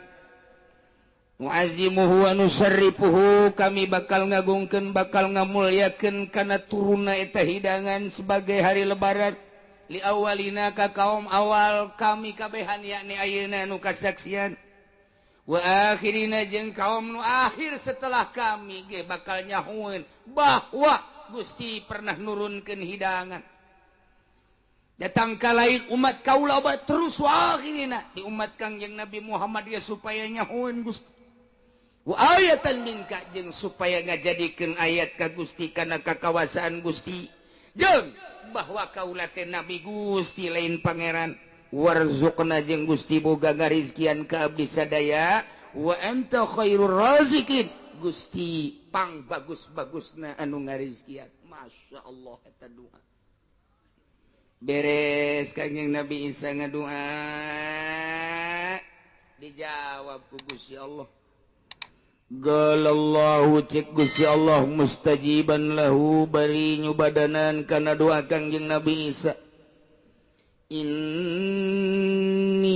munazziluha alaikum wahai Isa kaula nu agung bakal nurunkeun kana eta rampadan bakal nurunkeun kahidangan sakumaha kahayangna cuman kade famayakfur ba'du sahaja lemah nu kufur sabada diturunkeun ieu hidangan di antara umat aranjeun fa inni u'adzibuhu 'adzaban la u'adzibuhu ahadan minal alamin kaula nu agung bakal nyiksa ka eta jelema nu kufur kalawan siksa nu teu pernah kula nurunkeun siksa ka hiji jelema model kos kitu siksana pohara jasa can pernah siksa diturunkeun minal alamin di alam ieu ingat Isa kaula lu agung bakal nyubadanan kana pamenta anjeun bakal nurunkeun kaula kana sakumaha kahayang tapi awas ulah kufur sanggeus diturunkeun pamay yakfur sahaja lemah nu kufur ba'du sabada diturunkeun hidangan awas ancaman ti kaula bakal nyiksa ku siksaan teu pernah diturunkeun ka sabaya oge udah dahsyatna beres nyaritakeun Kangjeng Nabi Isa alaihi salam ka umatna wahai kaum Hawariyun pecinta jeung pengikut kaula parantos unjukan ka Gusti tur dijawab ku Gusti insyaallah Gusti bakal nurunkeun kana sakumaha kahayang wah jelema geus 100.000 yapa di Yerusalem yapa yang terus teka deletungtung dek nyaksian turun nama Ida dijanjikan pana tu ieu mah langsung rep ti luhur poek jelema ratusan ribu jutaan manusia memandang langit kabeh poek reuk turun aya caang reuk belahna kahandap di tengah aya caang ternyata horeng rampadanana teh di tengah-tengah antara dua reuk di luhur jeung di handap di luhur mega di handap mega di tengahna aya hidangan jadi terus turun ke handap molongo jelema ratusan juta menyaksikan turunna hidangan ti luhur langit dibawa ku mega ti luhur jeung ti handap tengahna caang ternyata horeng rampadan didinya nanampan teh dibungkus make kain beureum make taplak anu beureum bari cahaya anu luar biasa indahna kahayang-kahayang anu pamenta tadi geus cumpon teh ngarasa bunga pohara wah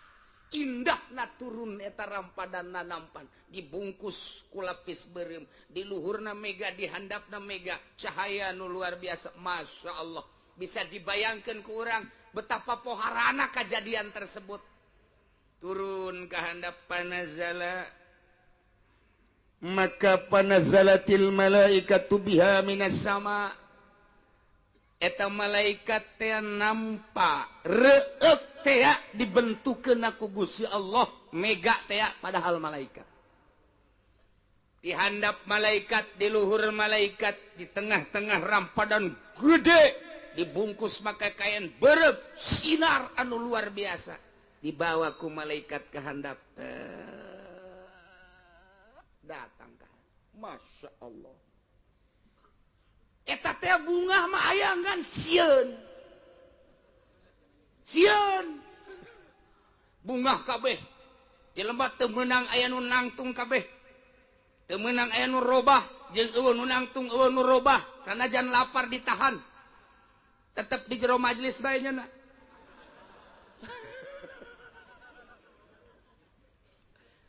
Terobah Kangjeng Nabi Isa be dipayun tek Kangjeng Nabi Isa sakumaha bari kaharayang anjeun geus turun ti luhur langit sok geura gadalahar ngabaged kabeh ngabaged naon ngabaged sidakep sinuku tunggal terobah setik-etik kacat kaget luar biasa percis jasa tos jelema bobogohan bogoh jasa kuari kawin haju di luhur kasur ngabaged nya geus dibukaan ngecek siga naik garantah ngabaged baheulana kaget lantaran nu gunung dua kaget teh geus sarua kaget kaum Kangjeng Nabi Isa teh kaget ku kaget-kaget teh sehingga atuh diararantepkeun we cak Kangjeng Nabi Isa hayo geura dalahar ieu hidangan langsung ti Gusti Allah didinya di jerona dibuka ku Kangjeng Nabi Isa blak sanggeus teh dibuka alaiha sab'atu argifah ayat 7 roti nu harebak juara Gusti jasa wa sab'atu ahwatin ayat 7 lauk cai nu beda-beda lauk caina.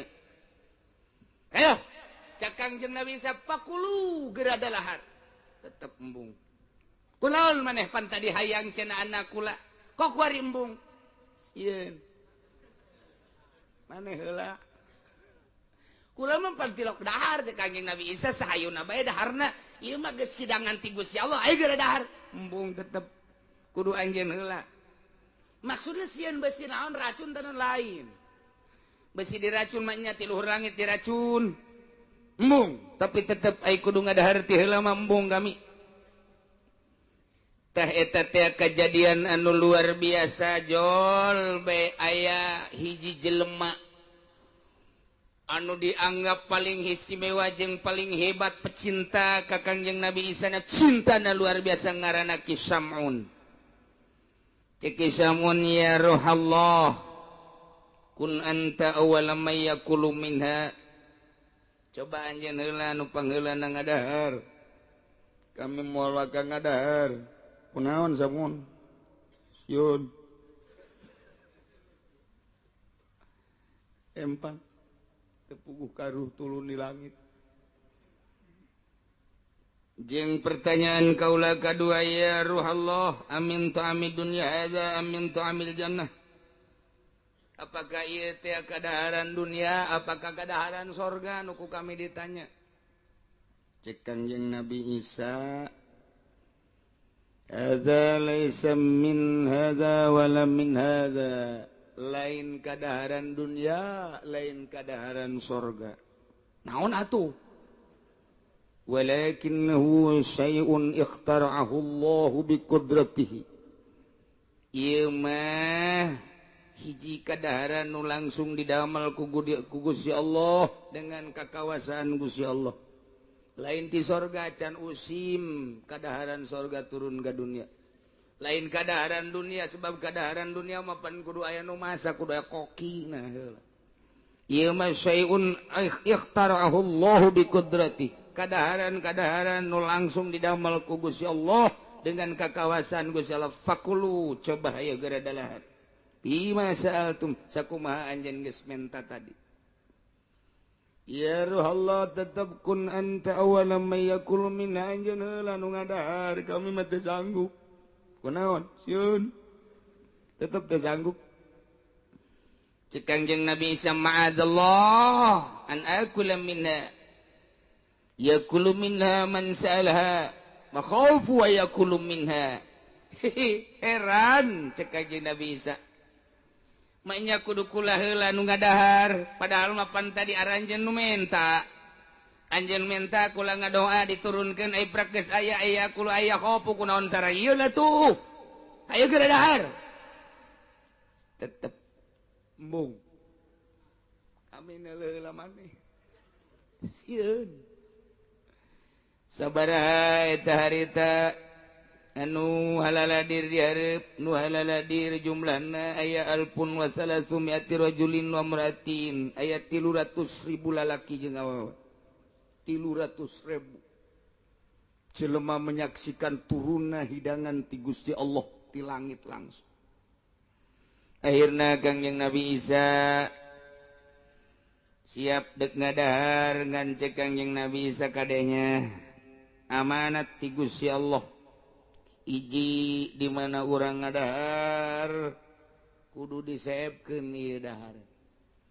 Teu meunang dihianati dengan cara disimpen jang isuk. Ulah aya jang isuknya. Nomor kedua ulah aya simpenan saeutik oge. Nomor katiluna kudu ditambah keyakinan anjeun ka Gusti Allah. Tailah amanat ti Gusti Allah bahwa hiji ulah hianat berarti kudu tambah yakin. Nomor kedua wala yadakhiru ulah nyimpen ligodin jang isuk. Siap? Mangga buka ku Kangjeng Nabi Isa langsung dibagi tek tek tek dahar ku Kangjeng Nabi Isa. Kadaharan nu luar biasa ngeuna. Kabeh kaum nanti ngerasa istimewa pisan ngan eta kunaon di jero hatena aya pikiran lah moal diseepkeun kabeh jang isuk hoop asupkeun kunyana ka dieu ka kantong percis kos ustaz aing ngariung bae kitu merekat berarti tiba heula eta berkat teh aya eta teh berkat teh ngaranna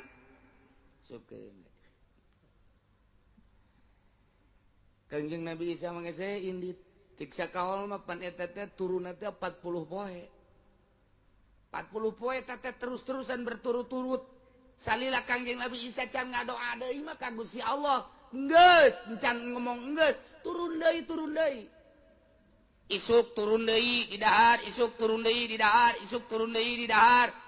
Bahkan aya instruksi cek Kangjeng Nabi Isa, wahai nu sarugih mah geus ulah ngadahar. Ieu mah jang fakir miskin bae. Fakir miskin datang deui tetep nu sugih mah hayang bae. Belum tah nu sugih. Emang kitu nu sugih mah hayang tambah sugih. Cek Kangjeng Nabi Isa, ieu kadaharan teh jang nu fakir miskin. Instruksi ti Gusti Allah, nu sugih mah teu meunang. Lamun nu sugih ngadahar, adab bakal datang. Tetep bae nyana nitah nu susah. Aing teu meunang lantaran aing mah kaasup ku sugih geus jadi bere duit bawa ke ka aing deui nya geus atuh jadi berarti nu susah teh ya eta teh jadi comblang nu sugih jadi diperintah bawa perintah dibawa atuh datang ka kuari ge jak kitu bae tuh bener sakieu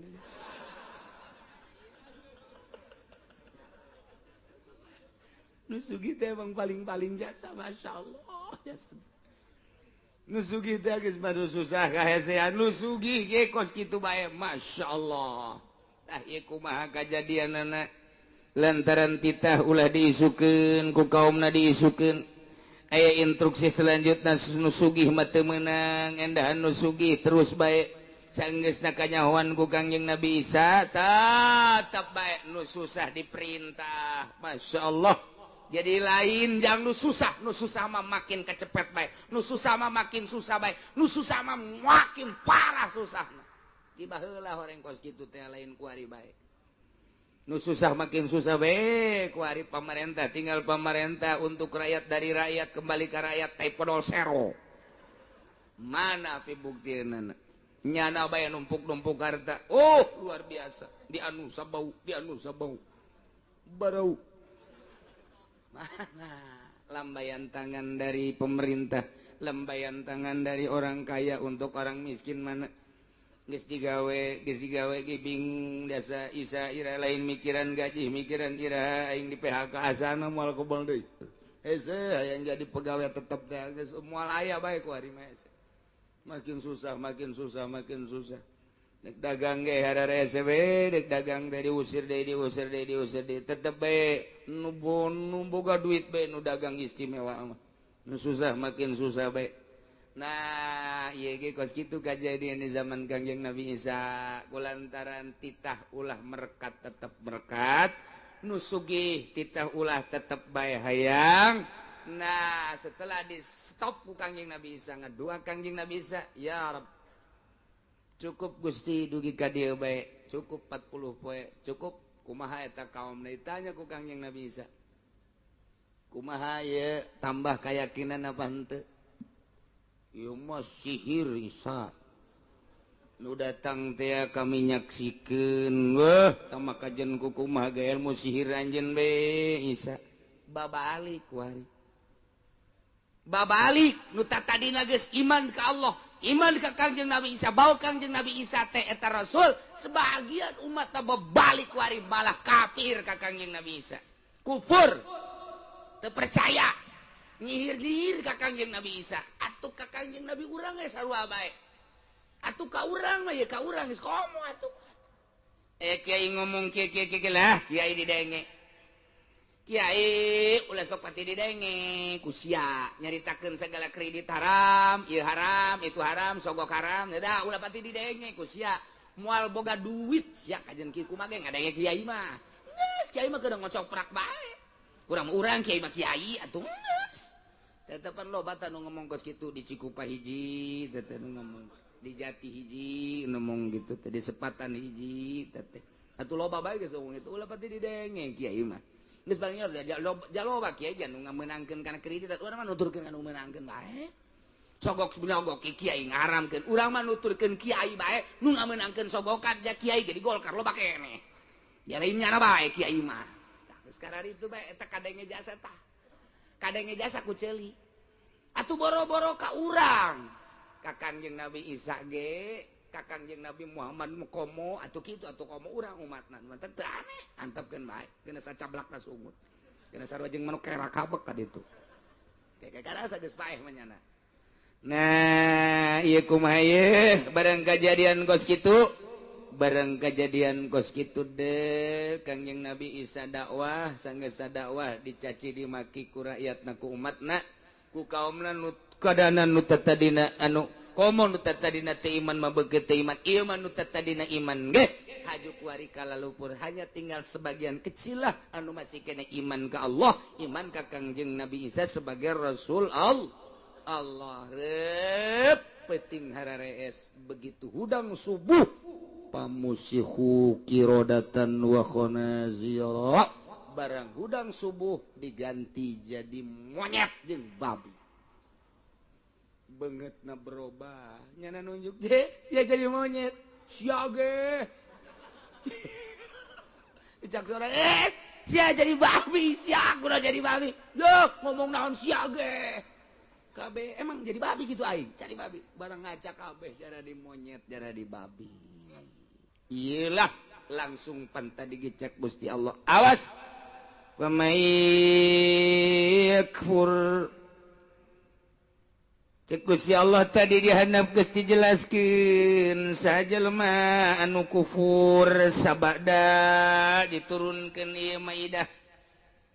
Faman yakfur ba'du minkum fa inni u'adzibuhu 'adzaban la u'adzibuhu ahadam minal alamin.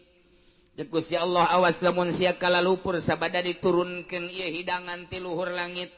Aing moal asa-asa bakal nyiksa ku siksaan nu tan pernah didatangkeun siksaan tersebut ka anu sejen siksa ku aing.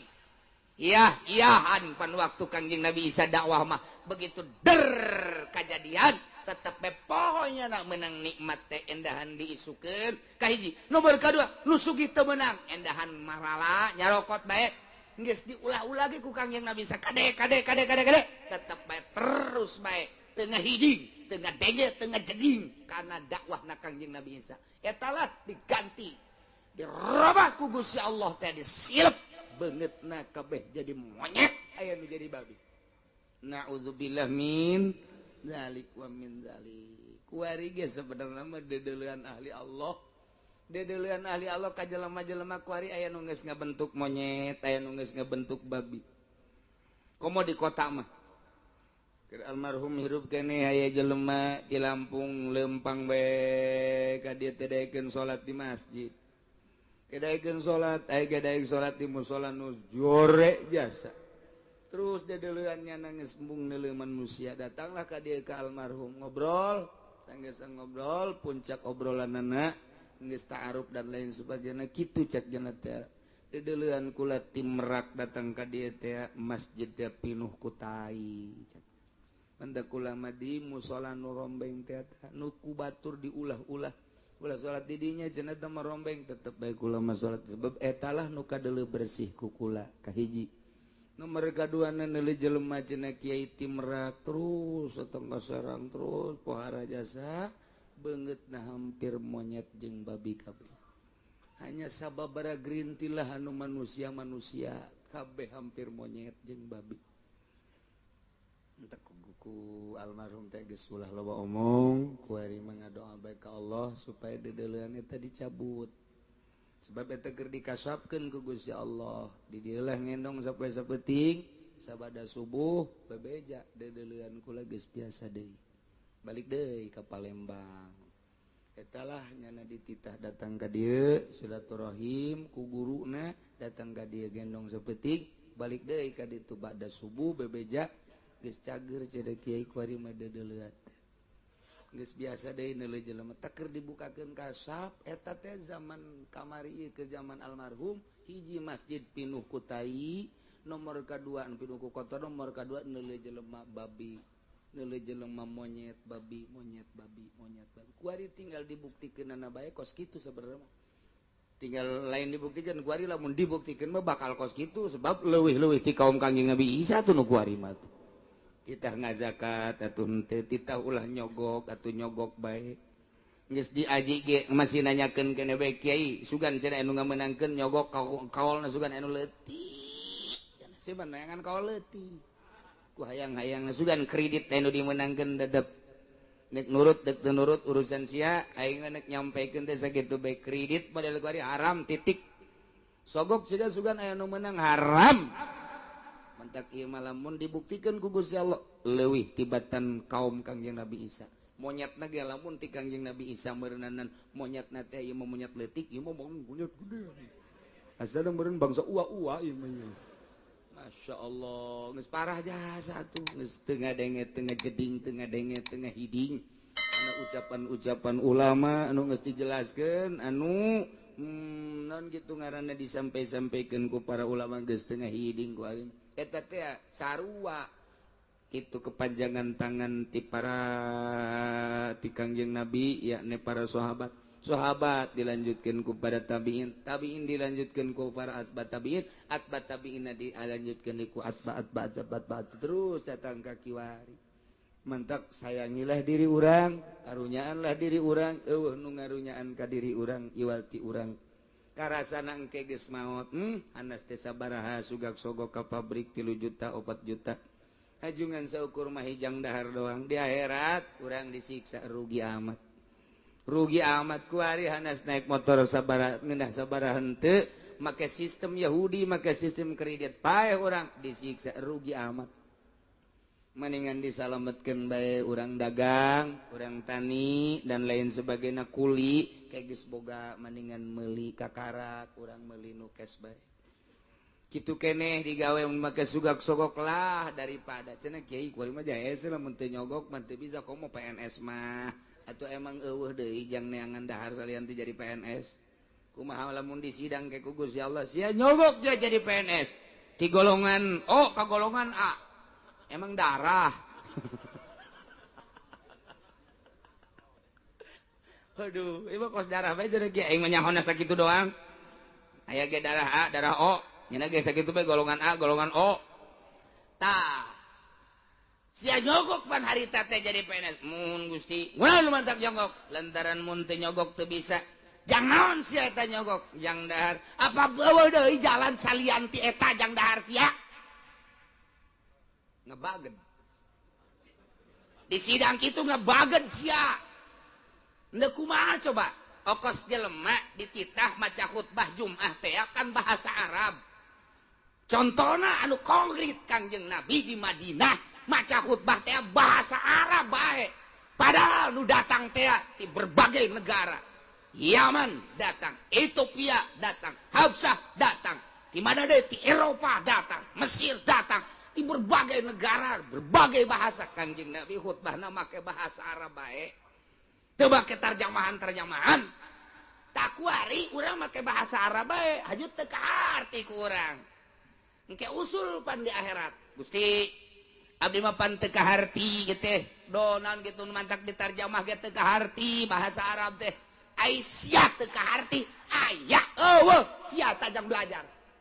Supaya ngarti. Dibere umur sia sabaraha? Abdi umur 60 tahun. Manja teu ngarti bahasa Arab hot bacaan. Pake naon ku sia?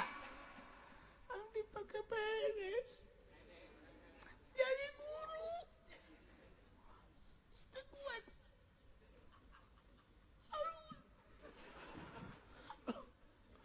Mani eueuh kesempatan jang ngarti bahasa Arab hot bacaan. Tolol sia. Ai beuteung nyayut sia, ai hotbah teu ngarti goblok sia. Lamun dikitu-kitu ku malaikat, saha anu salah coba. Deket ongkoh ka pondok pesantren, deket ongkoh ka majelis taklim, deket ongkoh ka kitu sakolahan bahasa Arab. Datang ka sia teu nyaho-nyaho acan hotbah sia, pake leleg-leg bae sia. Pake dahar bae ku sia waktu, pake ulin bae sia ku waktu. Waktu teh ku sia datang ka teu nyaho hotbah acan. Zabaniyah. Rante siapkeun ye jam PNS.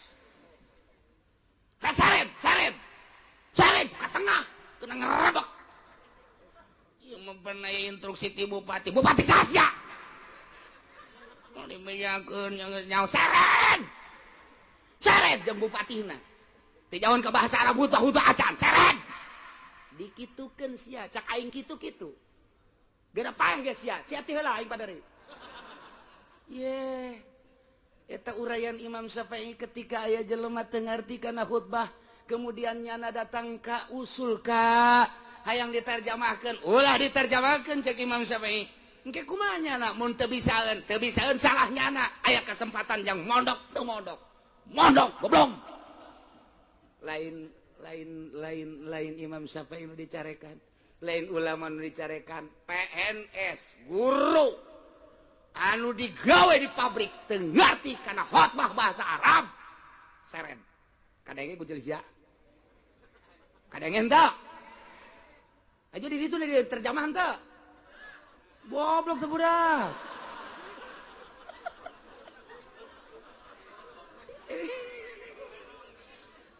ku sportif teuing teh si budak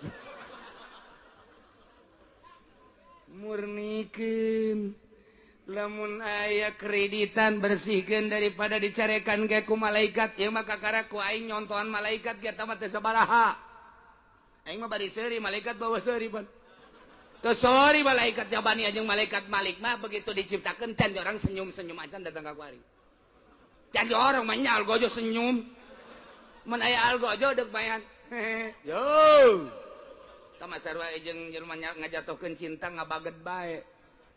Aku cinta pada Jaya cinta mah kudu aku cinta yang eta kadinya neropna mauduna lamun endek cinta kudu senyum kudu seri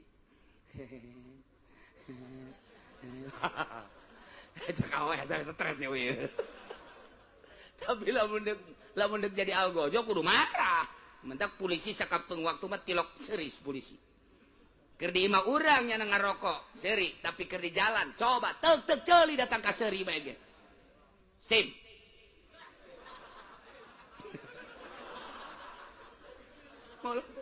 padahal cak urang ge ye polisi wauh tetep teh seri helm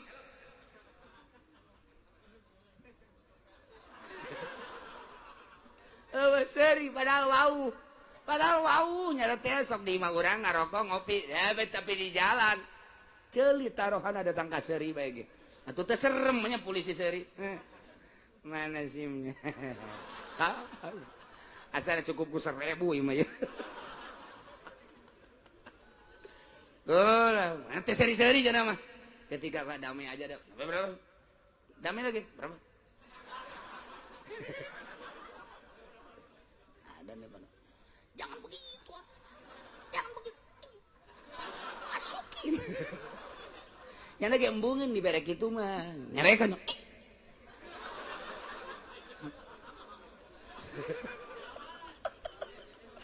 tetep baik kudu anu tek ya suka dieta iya STNK ya suka dinyaset ajunya nana ka ditu rada lempang heula saeutik ya galak satu ya udah langsung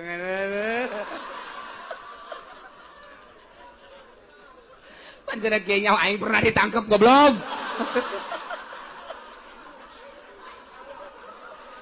aduh masya Allah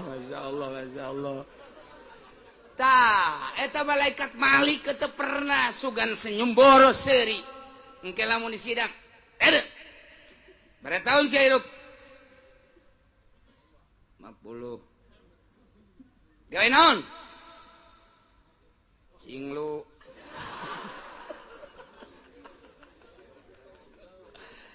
aduh tah orang ditanya soal khutbah ditanya soal sholat bener syarat jeung rukun apa henteu ditanya soal muamalah kreditna bener apa henteu ditanya soal asupna sogok menyogok apa henteu nah engke anggeus nama di Rabbul Jalil di hareupeun Allah anu bakal langsung bener surga salah serem tapakuran ku urang hirup urang bakal kuati itu panjang nama masya Allah ketika orang teu kaharti khutbah moal khotibna nu ditanya moal kiaina nu ditanya pake naon umur sia datang ka teu ngarti khutbah acan aya nu ngahina ku ari mah mui nu ngahina aya mui kadaenge ku ceuli nu ngahina kumaha eta khutbah cenah bolak-balik deui eta deui mui mun kadaenge ku ceuli aing sungutna disesuaikeun sia ngaberewek sia mun di hareupeun aing mah asal leutik siana gede mampu aing ge atuh kunaon ngahina kanu bener sia kudu tapakur aing bener apa henteu ulah nyalahkeun kanu bener jadina kitabna ge mun teu ngarti nu bakal teu ngartina nu bakal disidang ku Gusti Allah dibere umur sabaraha taun sia datang ka teu ngarti khutbah acan lain muina buku muina lain khotibna lain kiaina tanyana tuh jatuh disyaratkeun urang kudu tarjamah eta mah Muhammadiyah atuh ulah nurutan Muhammadiyah Muhammadiyah mah nganggap khutbah dina Jumat teh jangan khutbah carita lain khutbah salat geus salahnya nama nu mantak apeng-apengan ka ditu ai urang mah khutbah teh agak ganti 2 rakaat kitu zuhur nu mantak kudu boga wudu tata carana dan lain sebagainya aya atuh itu ulah urutan sasar mantak naon urang boga kitab lempeng tuh nya di umat Kangjeng Nabi Isa alaihi salam diganti beungeutna jadi monyet diganti jadi babi ieu teh terus datang ka kiwari nah sanggeusna Kangjeng Nabi Isa ngadoa permintaan para masyarakatna para muhibinna diturunkeun ku Gusti Allah li awalina wa akhirina jang tanda harita kaum nu awal di zaman Kangjeng Nabi Isa wa akhirina urang ge kuari nyaho zaman Kangjeng Nabi Isa sabaraha ribu tahun ka dieu lamun teh mah tina Masehina 2014 atau 13 kuari 12 geus 2012 tahun ti kelahiran Isa atau pengangkatan Isa urang kuari nyaho tah kajadian wa akhirina teh jang urang lamun tadi li awalina harita disaksian ku umat Kangjeng Nabi Isa idal li awalina wa akhirina jadi hari lebaran jang kami nu haladir wa akhirina urang kuari nu akhir jadi nyararaho poe naon eta kajadian pertama diturunkeunana poe Ahad poe Minggu nu mantak poe Minggu kaum Kristiani seolah-olah lebaran masuk gereja Minggu poe Minggu teh poe Minggu hari besarna Kristen adalah poe Minggu nah iyalah itu kejadian di zaman Kangjeng Nabi Isa datang ka kuari kurang dibuka Al-Qur'anul Karim doa Kangjeng Nabi Isa na tertera permintaan umatna tertera dina Al-Qur'an tekna supaya urang nyararaho bahwa Kangjeng Nabi Isa teh lain pangeran Rasul doana aya kemudian kejadianana jelas aya li awwalina akhirina rugi nu teu ngaji poe ieu mah teu nyaho ka dongeng Kangjeng Nabi Isa alaihi salam. Urang mah ngaji lumayan nu di luar mah komo lumayanan jadinya gua mah na ieu lah tinggal engke aya keneh masih nyaritakeun Kangjeng Nabi Isa kunaon eta Kangjeng Nabi Isa dijadikeun pangeran. Apakah ngaku sorangan bahwa dirinya jadi pangeran? Anta qulta linnasi ittakhiduni wa ummi ilahain. Kunaon lu mantak dijadikan pangeran? Nah ilah ayat selanjutnya. Wallahu a'lam.